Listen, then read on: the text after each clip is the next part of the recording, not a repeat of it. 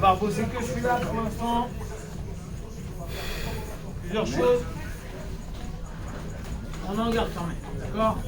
Donc je rappelle, un garde fermé pour en jiu-jitsu, c'est vraiment intéressant. C'est une position neutre. En luta, c'est bien aussi. En MMA, c'est pas toujours bien, mais ça nous permet au moins de contrôler. Si lui veut me donner des coups, ça me permet d'être pas mal en termes de contrôle. Voilà. Je vais souvent avoir ça. Effectivement, on a l'habitude d'avoir cette notion. Le mec peut potentiellement me donner des coups de tête, donc il faut faire gaffe. Ça, c'est plus pour la rue, d'accord? Et c'est pour ça que c'est assez intéressant. Sur un combat one-one, dans la rue sans arme, on est plutôt pas mal. Si dans la rue, par contre, le mec, vous n'avez plus les bras, vous êtes en danger. Pas simplement que pour les coups de poing, c'est parce que souvent, dès que j'ai plus les bras, il peut très bien aller chercher un couteau et jouer avec.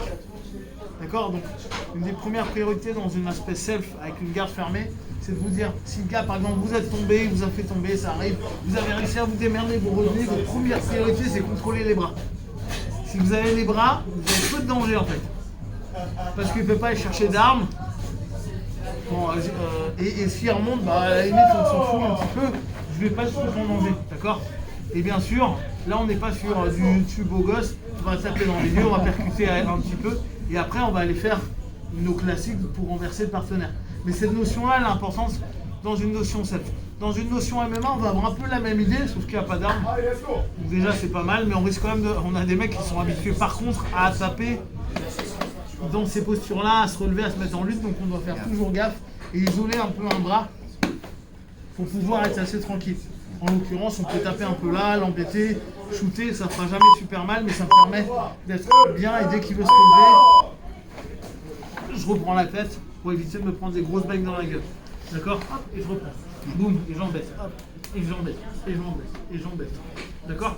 Donc pensez toujours, hein, le jiu-jitsu, c'est pas qu'un système sportif, c'est un système martial, c'est un système qui peut être adapté au MMA, même si aujourd'hui, ça c'est un peu modifié. D'accord? On est là. Donc là, nous, on est sur vraiment un standard, on va dire, sans frappe pour l'instant. Mon partenaire a une posture qui est solide. Et dans cette base, moi, je dois lui déstructurer sa base. Première chose, je vais prendre son gi au niveau du lapel pour pouvoir casser sa structure.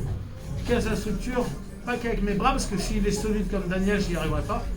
Et en plus, si vous remarquez, s'il y a une cale, c'est vrai que si je tire là, ça ne marchera pas. Je vais chercher à ramener vers moi. Et souvent, je ne tire pas vers le bas, je tire vers le haut avec mes jambes. Hop. Comme ça déstructure un petit peu le partenaire. Souvent, il ne va pas venir 10 heures comme ça, il va revenir. Moi, c'est ce qui m'intéresse. Je lâche et je pars directement entre ses jambes. J'ai ouvert ma garde, je pose mon pied gauche et je me mets carrément sur l'épaule et j'insère complètement. Et on retrouve notre pivot du pied. À la différence du moment où on travaille avec la floreur, là on va la lever cette jambe-là. Et là on va ouvrir cette jambe. Elle devient mobile cette jambe. En gros, soyez pas hyper tendu, soyez pas complètement lâché, mais ayez cette notion. Il y a du mouvement. Ce qui fait que la hanche, elle est plus dans son axe de force. Ce qui fait que pour lui, il est plus en danger que moi je le suis. Et si éventuellement il revient sur une phase de danger, je peux refermer ma garde. D'accord? Et je suis vraiment fort. Là, qu'est-ce que tu ferais? Il se redresse, ce qui me permet d'y retourner. D'accord? Donc, à partir du moment où je suis dans cette notion-là, mon idée, surtout quand je suis débutant, c'est ma main de pouvoir aller toucher ma tête. Ça prouve que mes hanches sont décalées. D'accord? De là, Daniel, c'est un mec solide, donc là, je ne pourrais pas l'emmener. Je vais utiliser cette jambe, qui est un peu plus libre, pour pouvoir lui casser sa structure. Et la structure, c'est basé sur les appuis, la colonne vertébrale et la tête. Si je commence à jouer sur sa colonne, là, il est plus. Je vais les défoncer. Hé, les gamins! Arrêtez de faire vos conneries, sortez vite! Donc, ici, on déstructure le partenaire. Ok? Et à partir de là, on va le sweeper, on va le renverser. Là, je vais utiliser la pendule pour justement trouver l'angle où il perd son équilibre. Et j'amène le tout. Et je reviens dessus. Et je contrôle. C'est vraiment un mouvement qui est intéressant, aussi bien pour les noobs que pour les gradés. Pour nous, c'est vraiment le travail de hanche qui est passionnant. D'accord? Il nous protège pas mal, et au pire, si ça foire, je reviens dans ma garde fermée.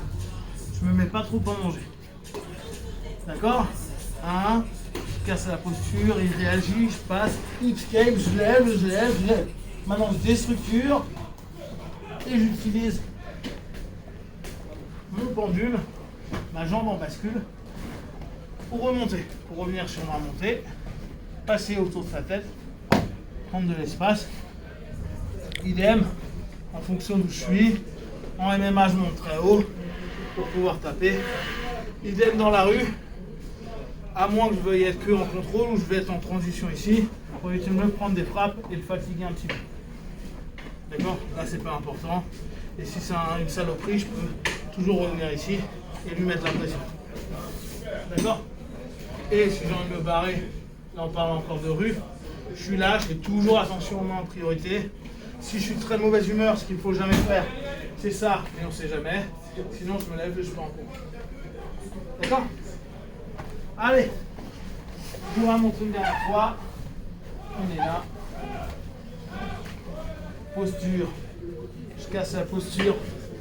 J'ai une réaction. Je passe ma main en même temps que mon escape. J'ouvre ma hanche. Je déstructure son corps. Je travaille avec mon pendule.